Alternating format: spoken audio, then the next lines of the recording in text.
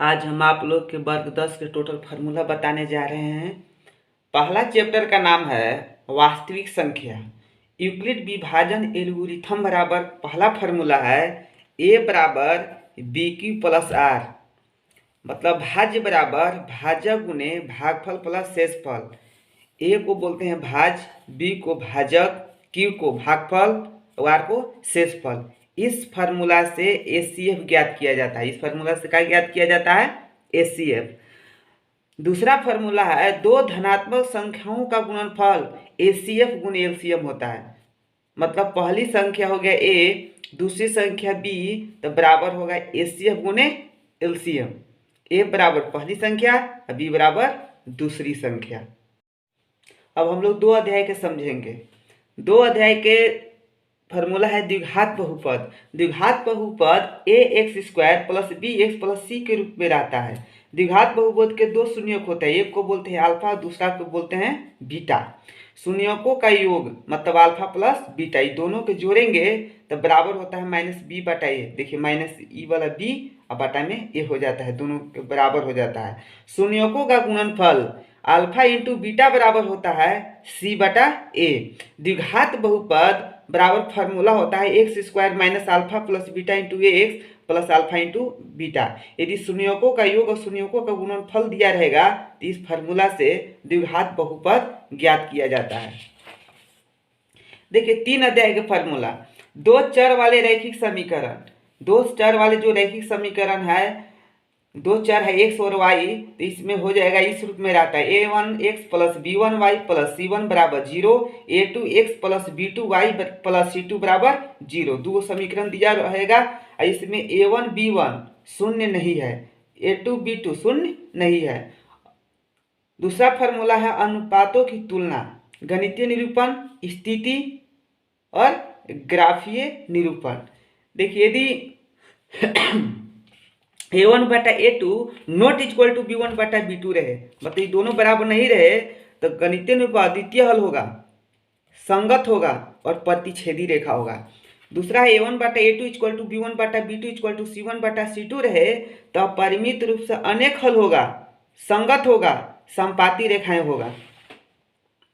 तीसरा है कि a1 बटा a2 इक्वल टू b1 बटा b2 not equal to c1 बटा c2 रहे, तो कोई हल नहीं होगा, असंगत होगा और समांतर रेखाएं होगा। समीकरणों का हल करने की विधि, समीकरणों का हल करने की विधि दो विधि है। पहला है ग्राफीय विधि और दूसरा है बीजगणितीय विधि। बीजगणितीय विधि में तीन आता है। पहला प्रतिस्थापन विधि, विलोपन विधि और तीसरा है ब्रज गुणन विधि। अब हम लोग चौथा चार अध्याय के फार्मूला सीखेंगे। द्विघात समीकरण का मूल रूप a x square plus b x plus c बराबर 0 होता है। द्विघात समीकरण किसे कहेंगे? यदि पावर 2 होगा, यदि समीकरण में पावर अधिकतम 2 होगा तो उसको द्विघात समीकरण कहेंगे। और ए बी सी अचर पद है।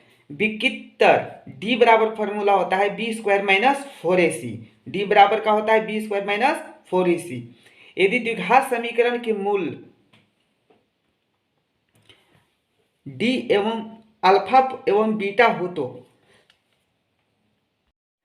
अल्फा और बीटा हो तो अल्फा बराबर होता है minus B plus root D बटा 2a और बीटा बराबर हो जाता है minus B minus root D बटा 2a। तो x बराबर दोनों को मिश्रित कर दिया जाता है। x बराबर हो गया minus B plus minus root D बटा 2a।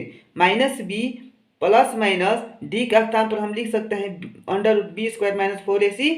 अब बाटा में क्या हो जाएगा 2a, बाटा में 2a ना, minus B plus minus B square minus 4ac बाटा में 2a। मूलों की प्रकृति, मूलों की प्रकृति यदि डी बराबर 0 हो तो मूल वास्तविक एवं समान होते हैं। डी बराबर 0 हो तो मूल वास्तविक एवं समान होते हैं। डी यदि 0 से अधिक हो तो मूल वास्तविक एवं असमान होते हैं।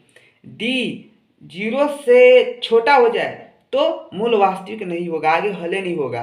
डी बराबर 0 आता है तो जो दो आंसर आएगा ना मूल, उसका आंसर बराबर आता है।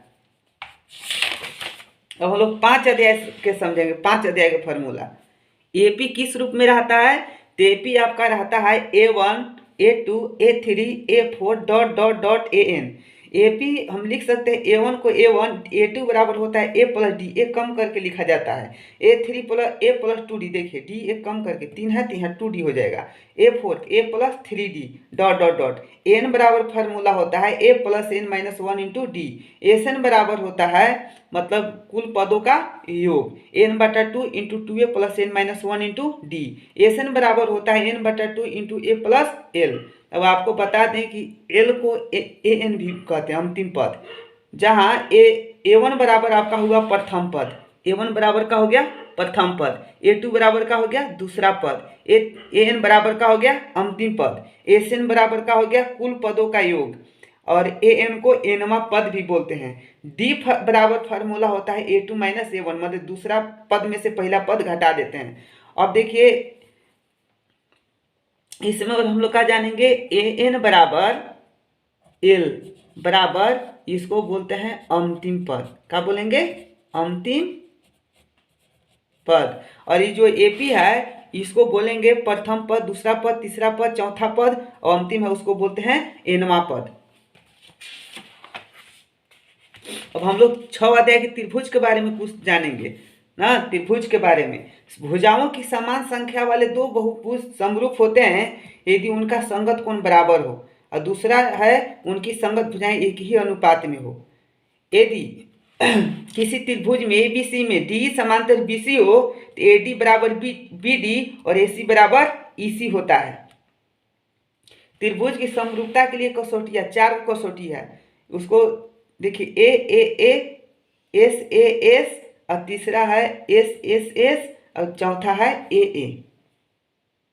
अब हम लोग 7 अध्याय के सीखेंगे निर्देशांक ज्यामितिया दूरी सूत्र। देखिए दो बिंदुओं के बीच की दूरी ज्ञात करना है, जैसे यहाँ P है और दूसरा Q है। यहाँ रहेगा उसको बोलेंगे x1 y1 और यहाँ रहेगा उसको बोलेंगे x2 y2। दूरी सूत्र PQ बराबर √x2 माइनस x1 का whole square plus y2 minus y1 का होल स्क्वायर। दूसरा है विभाजन सूत्र। विभाजन सूत्र किसको बोलेंगे, A और B है, बीच में P है तो इसको xy और यहाँ जो रहेगा उसको बोलेंगे x1 और y1, यहाँ रहेगा उसको बोलेंगे x2 और y2। x बराबर फार्मूला होता है m1 into x2 plus m2 into x1 बटा m1 प्लस m2। y बराबर होगा m1 y2, सॉरी यहाँ y2 y रहेगा तो y2 m1 y2 plus m2 y1 अब बाटा में m1 प्लस m2। मध्य बिंदु के निर्देशांक x बराबर होता है, जब कोई भी दो बिंदु है उसका मध्य में निर्देशांक ज्ञात करना है तो x बराबर x1 प्लस x2 बटा 2 और y बराबर y1 प्लस y2 बटा 2। त्रिभुज का क्षेत्रफल, त्रिभुज का क्षेत्रफल ABC यहाँ रहता x1 y1 x2 y2 x3 y3। त्रिभुज का क्षेत्रफल बराबर होता है 1/2 इंटू x1, यहाँ 1 लिए तो यहाँ लेंगे 2, x1 into y2 minus y3 plus x2 into y3 minus y1 plus x3 into y1 minus y2। यहाँ 1 तो देखिए यहाँ 2, यहाँ 3 तो यहाँ लिए 2 तो यहाँ हो जाएगा 3 के बाद 1, फिर देखिए यहाँ 3 तो 1 तो 2। इसी तरह से याद करना है। 8 अध्याय का त्रिकोणमिति का परिचय ना। त्रिभुज ABC है और यहाँ यदि कोण रहेगा यहाँ इंडिकेट करेगा थीटा, तो इस सामने वाला लंब हो जाता है, उसको बोलते हैं परपेंडिकुलर और इसको बोलते हैं बेस और इसको बोलते हैं हाइपोटेनस, लंब आधार कर्ण। साइन A बराबर हो जाएगा P/H, P/H बराबर लंब बटा कर्ण। कॉस थीटा बराबर फार्मूला होता है आधार बटा कर्ण मतलब B/A। tan A बराबर होता है P/B मतलब लंब बटा आधार। साइन A का उल्टा होता है कोसेक A, ठीक है। कॉस A का उल्टा होता है सेक A और tan A का उल्टा होता है कॉट A और ना। तो ये देखिए साइन A है, साइन A का उल्टा होता है कोसेक A, तो कोसेक A बराबर हो जाएगा, देखिए कर्ण चल जाएगा ऊपर और लंब आ जाएगा नीचे, तो एक चल जाएगा ऊपर और P आ जाएगा नीचे, उल्टा मतलब यही कर्ण बटा हो जाएगा लंब कोसेक बराबर। और सेक A बराबर का हो जाएगा, सेक A बराबर का होगा तो सेक A बराबर आपका हो जाएगा, सेक A बराबर कर्ण बटा धार मतलब h by B. Cot A बराबर आधार बटा लंब, उसका उल्टा हो जाता है, आधार बटा लंब मतलब पी बाई बी। कर्ण स्क्वायर बराबर होता है लंब स्क्वायर प्लस आधार स्क्वायर। कर्ण बराबर देखिए स्क्वायर हटा तो रूट चढ़ा तो हो जाएगा लंब स्क्वायर प्लस आधार स्क्वायर अंडर रूट में। आधार बराबर हो जाएगा ये लंब स्क्वायर प्लस में, इधर आए का हो जाएगा माइनस में, हो जाएगा कर्ण स्क्वायर अंडर रूट कर्ण स्क्वायर माइनस आधार है तो लंब स्क्वायर। अब यहाँ लंब रहेगा तो यहाँ जो लंब है वहाँ चल जाएगा आधार स्क्वायर, मतलब अंडर रूट कर्ण स्क्वायर माइनस आधार स्क्वायर। अब आप लोग 8.2 के लिए फार्मूला सीख लीजिए, त्रिकोणमितीय अनुपात। यदि देखिए एग्जाम होगा, एग्जाम के समय में आपको फार्मूला याद नहीं है तो कैसे याद करेंगे कि देखेंगे कि इसमें 4 है, 0 डिग्री, 30 डिग्री, 45 डिग्री और 60 डिग्री और 90 डिग्री। ठीक है, तो इसमें क्या काम करेंगे कि सब में 4 से भाग दे देंगे। देखिए 0 है ना तो 0/4 करेंगे, अंडर रूट चढ़ा देंगे।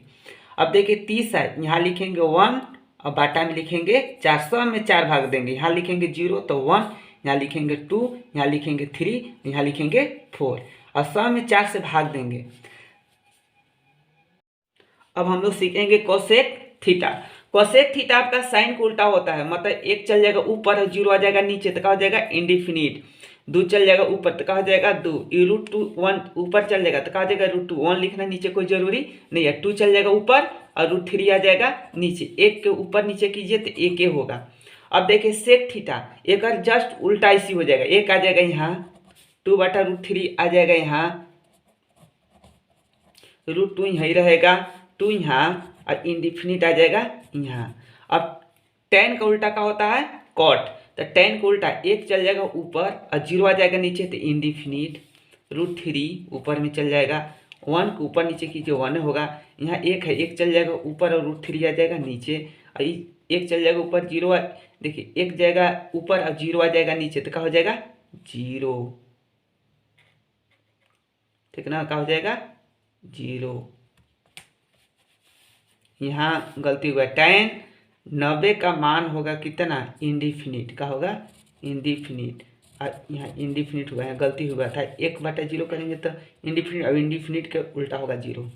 ठीक है, आप लोग इसको स्क्रीनशॉट लीजिए और अभी तक मेरा चैनल को लाइक नहीं किए तो लाइक कीजिए, शेयर कीजिए, कमेंट कीजिए और सब्सक्राइब जरूर कर लीजिए और आगे देखिए। अब हम लोग सीखेंगे पूरा कोणों के त्रिकोणमितीय अनुपात। देखिए साइन 90 माइनस थीटा बराबर होता है cos theta, cos 90 minus theta बराबर साइन थीटा, यहाँ साइन यहाँ कॉस तो यहाँ हो जाएगा साइन। कोसेक 90 माइनस थीटा बराबर सेक थीटा, सेक 90 माइनस थीटा बराबर कोसेक थीटा, और tan 90 माइनस थीटा बराबर कॉट थीटा, और कॉट 90 माइनस थीटा बराबर tan थीटा। इसमें 3 को याद कर लीजिए, 1 2 और 3। इसको याद करने से क्या फायदा है कि आपका 3 को याद हो जाएगा, जो यहाँ जाएगा वो यहाँ जाएगा, यहाँ आएगा तो यहाँ जाएगा, समझ गए। और हम लोग आगे देखेंगे, इसको स्क्रीनशॉट ले लीजिए। देखिए यहाँ tan 90 माइनस थीटा बराबर cot theta, cot 90 minus theta बराबर tan theta. Sine square plus cos square, sine square theta plus cos square theta बराबर क्या होता है 1। कॉस स्क्वायर थीटा बराबर देखिए 1 प्लस है तो क्या हो जाएगा माइनस, मतलब हो जाएगा कॉस स्क्वायर थीटा बराबर 1 minus sign square theta. Sine square theta बराबर 1 माइनस, देखिए यहाँ साइन लिखे तो यहाँ जाएगा cos square theta. Tan theta बराबर फार्मूला होता है साइन थीटा बटा कॉस थीटा, और कॉट थीटा बराबर फार्मूला होता है कॉस थीटा बटा साइन थीटा। और आगे हम लोग देखेंगे sine theta into cosec theta बराबर 1, तो कोसेक थीटा बराबर देखिए कोसेक थीटा बराबर 1 एक बाटा में आ जाएगा साइन थीटा, साइन थीटा बराबर 1 और बाटा में आ जाएगा कोसेक थीटा। और cosec cos A into sec ए बराबर होता है 1, तो कॉस ए बराबर तो 1 बटा सेक ए, सेक ए बराबर तो 1 बटा cos A, tan A into cot A बराबर का होगा 1, तो टेन ए बराबर 1 बटा कॉट ए, और कॉट ए बराबर 1 बटा टेन ए, इसे आ जाएगा। सेक स्क्वायर ए बराबर होता है 1 प्लस टेन स्क्वायर ए, और कोसेक स्क्वायर ए बराबर होता है 1 प्लस कॉट स्क्वायर ए। इस तरह से आपका 8 अध्याय के पूरा कंप्लीट हुआ। अब हम लोग आगे देखेंगे वृत्त के संबंधित क्षेत्रफल। वृत्त का परिमाप बराबर होता है 2πr, वृत्त का क्षेत्रफल बराबर होता है πr स्क्वायर, और वृत्त का व्यास बराबर होता है d बराबर 2r, और वृत्त की त्रिज्या बराबर होता है d/2। आप लोग को बता दें कि देखिए ये वृत्त है, अब वृत्त में इसको बोलते हैं व्यास, इसी को बोलते हैं डी। आई हो गया आर, ये हो गया आर, इसीलिए डी बराबर होता है आर प्लस आर मतलब 2r। और डी बराबर हो जाएगा आर बराबर हो जाएगा, आर बराबर मतलब डी का अधिया होता है, इसलिए आर बराबर d/2। अर्धवृत्त, अर्धवृत्त देखो इस प्रकार का होता है अर्धवृत्त, इसे मतलब वृत्त के दो बराबर भागों में बांटना। तो देखिए अर्धवृत्त का परिमाप होता है पाई आर प्लस 2r। कैसे आया? तो देखिए वृत्त का परिमाप होता है 2πr और 2πr भागे करेंगे 2 और प्लस में देखिए 2r, r प्लस देखिए यह है ना डी, ये डी हो गया, डी बराबर होता है 2r, यहाँ लिखेंगे 2r, 2 कट गया तो बच गया πr प्लस 2r। अर्धवृत्त का क्षेत्रफल, जो क्षेत्रफल है उसमें 2 से भाग देंगे, तो 2 से भाग देंगे तो कितना हो जाएगा क्षेत्रफल में? तो 2 से भाग देंगे तो 1/2 πr²। चतुर्थांश, चतुर्थांश का अर्थ हुआ है कि मैंने वृत्त के 4 भागों में बांट देना। ये जो भाग है ना इसी को बोलते हैं चतुर्थांश। 4 भाग में बांटेंगे, प्रति भाग को क्या बोलेंगे? चतुर्थांश। तो देखिए इस तरह से निकल गया, इस तरह से निकला तो इसमें 2r हो गया और वृत्त का जो परिमाप होता है 2πr और चतुर्थांश से 4 से भाग देंगे तो हो जाएगा 2πr और प्लस 4 और प्लस r 2r। तो देखिए कट गया 1/2 तो हो जाएगा 1/2 πr plus 2r, 1/2 πr plus 2r। देखिए है चतुर्थांश का क्षेत्रफल का होगा, जो वृत्त का क्षेत्रफल है उसमें हम 4 से भाग देंगे तो 1/4 और πr²।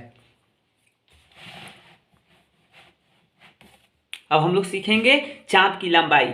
चाप की लंबाई बराबर होता है θ/360 गुने 2πr। अब इसको चाहेंगे तो हम लोग काट देंगे, 2 एकम 2 और 180 दूना 360, θ/180 गुने πr भी होता है।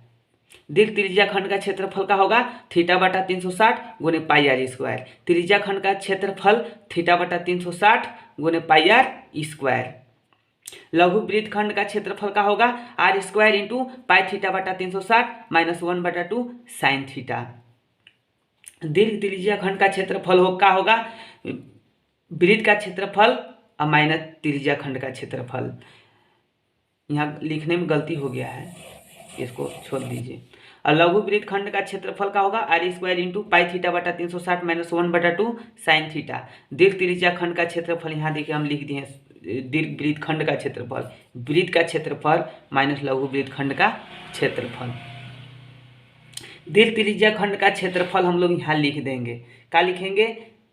यानी कि 360 माइनस थीटा, 360 माइनस थीटा, क्योंकि एक वृत्त में 360 कोण होता है। तो दीर्घ त्रिज्या खंड के ज्ञात करेंगे तो 360 जितना थीटा रहेगा उतना लिखेंगे 360 माइनस थीटा बटा 360 गुने πr²। ठीक है, इसको आप लोग स्क्रीनशॉट ले लीजिएगा। अब हम लोग पृष्ठीय क्षेत्रफल के संबंधी जानेंगे 13 अध्याय के टोटल फार्मूला। देखिए पहले घन का पार्श्व पृष्ठीय क्षेत्रफल या वक्र पृष्ठीय क्षेत्रफल होता है 4a²। घन का संपूर्ण पृष्ठीय क्षेत्रफल होता है 6a²। घन का आयतन बराबर होता है a³ और घन का विकर्ण बराबर होता है a√3, a इंटू √3। या हम लोग लिख सकते हैं √3a, लेकिन रूट में नहीं रहेगा, बाहर रहेगा। a बराबर घन की भुजा हो गया। घनाभ का वक्र पृष्ठीय क्षेत्रफल होता है 2 into l plus b into h. घनाभ का संपूर्ण पृष्ठीय क्षेत्रफल होता है 2 into l b plus b h plus h l. घनाभ का आयतन बराबर होता है एल गुने बी गुने एच। घनाभ का विकर्ण बराबर होता है √l² plus b² plus h²। अब हम लोग नेक्स्ट देखेंगे बेलन का। बेलन का वक्र पृष्ठीय क्षेत्रफल होता है 2πrh। बेलन का संपूर्ण पृष्ठीय क्षेत्रफल 2πrh प्लस 2πr²। इसमें 2πr कॉमन ले लिए तो बच गया इसमें h और प्लस इसमें बच गया r। बेलन का आयतन बराबर होता है πr²h। बेलन का आयतन बराबर का होता है πr²h। अब शंकु का वक्र पृष्ठीय क्षेत्रफल बराबर πrl। शंकु का संपूर्ण पृष्ठीय क्षेत्रफल πrl प्लस πr²। शंकु का आयतन बराबर 1/3 πr²h। आप चाहेंगे तो इसमें कॉमन ले सकते हैं, शंकु का संपूर्ण पृष्ठीय क्षेत्र पर कॉमन मिलेगा πr तो हो जाएगा l और प्लस इसमें बचेगा r, πr into l plus r। अब अर्धगोला का वक्र पृष्ठीय क्षेत्रफल 2πr², अर्धगोला का संपूर्ण पृष्ठीय क्षेत्रफल 3πr², अर्धगोला का आयतन बराबर 2/3πr³ और गोला का पृष्ठीय क्षेत्रफल 4πr², और गोला का आयतन बराबर होता है 4/3πr³। हाँ, अब हम लोग 14 अध्याय देखेंगे। 14 अध्याय देखिए, 14 अध्याय वर्गीकृत आंकड़ों का माध्य 3 विधि से ज्ञात किया जाता है। पहला है प्रत्यक्ष विधि माध्य, इसी से सबसे ज़्यादा बनाता है स्टूडेंट लोग, लेकिन तीनों विधि से आना चाहिए। प्रत्यक्ष विधि माध्य सिग्मा fx बटा सिग्मा f, सिग्मा मतलब होता है कुल पदों का योग। काल्पनिक विधि माध्य इस बराबर होता है a प्लस सिग्मा fd बटा सिग्मा f। पग विचलन विधि माध्य बराबर होता है a प्लस अल्फा fu बटा सिग्मा f इंटू एच। देखिए a प्लस सिग्मा fu बटा सिग्मा f इंटू एच। बहुलक बराबर फार्मूला होता है l plus f1 minus f0 बटा 2f1 minus f0 minus f2 into h. माध्यक बराबर फार्मूला होता है l प्लस n बटा 2 माइनस सी एफ बटा में f इंटू एच। और एक और फार्मूला जो इम्पोर्टेंट है, ये कोई एग्जाम में जाइएगा 10 के लेवल के रहेगा, ये जरूर पूछेगा। ये क्या है तो है 3 माध्यक बराबर बहुलक प्लस 2 माध्य। याद कर लीजिए 3 माध्यक बराबर बहुलक प्लस 2 माध्य। 3 माध्यक बराबर बहुलक प्लस 2 माध्य आएगा कि माध्यक और बहुलक में संबंध बताइए, तो यही लिखना होगा 3 माध्यक बराबर बहुलक प्लस 2 माध्य। अब हम लोग 15 अध्याय का फार्मूला सीखेंगे।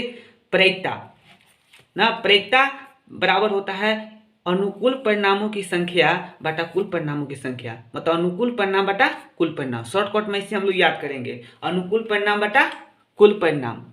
एक देखिए, अब हम लोग क्या जानेंगे, नोट बिंदु है कुछ। एक निश्चित घटना की प्रायिकता माने जो तुम निश्चित घटेगा उसका मान 1 होता है। एक असंभव घटना की प्रायिकता जो घटित नहीं होगा गारंटी के साथ, उसका मान 0 होता है। किसी घटना ई की प्रायिकता का मान 0 और 1 तक के बीच होता है, मतलब 0 हो सकता है, 1 हो सकता है, या 0 और 1 के बीच में ही प्रायिकता का आंसर आता है। अगला है कि घटना ई हाँ की प्रायिकता प्लस घटना ई नहीं की प्रायिकता का योग 1 होता है। घटना ई की प्रायिकता प्लस घटना ई नहीं की प्रायिकता का योग कितना होता है, 1 होता है। मतलब पीई मतलब घटना हाँ और की मतलब घटना नहीं बराबर होता है 1। तो पी बराबर 1 माइनस 1 प्लस है तो क्या हो जाएगा माइनस। यदि यहाँ रहेगा तो 1, ये है प्लस में तो इधर आकर हो जाएगा माइनस में। आज आप लोग के हम पूरा चैप्टर खत्म कर दिए। फार्मूला इतना ही है, 1 से लेकर 15 तक जो क्लास 10 के फार्मूला है आज हम आप लोग के कंप्लीट कर दिए। इसी तरह के वीडियो को देखने के लिए मेरा जो चैनल है इसको सब्सक्राइब कीजिए, लाइक कीजिए, शेयर कीजिए, कमेंट कीजिए। Thank you, all the best.